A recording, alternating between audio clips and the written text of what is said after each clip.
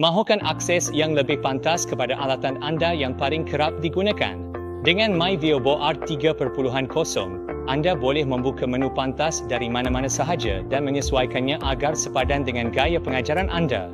Untuk membuka menu pantas, tekan dan tahan di mana-mana pada kanvas. Itu adalah tekan lama pada skrin sentuh. Atau klik kanan jika anda menggunakan tertikus.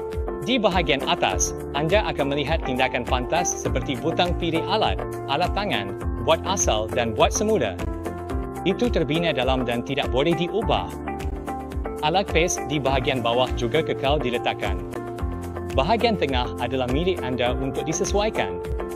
Ketik edit untuk membuka pemilih alat. Pilih sehingga 8 alatan yang sepadan dengan aliran kerja anda. Ketik tanda tambah di sebelah setiap alat untuk menambah alatan. Untuk menarik keluar alat, hanya ketik tanda tolak. Pilih daripada pen, bentuk dan garisan, anotasi dan alat kotak ajaib. Pastikan menu cepat anda bersih dan berguna. Apabila anda selesai, ketik simpan. Kini alatan anda hanya perlu ditekan lama. Tidak perlu mengorek menu atau menukar bar alat, mengganggu aliran pelajaran anda.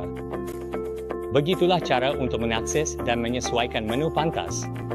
Untuk meneroka lebih banyak alat pengajaran, lihat video kami tentang alat pen dan mod sertai.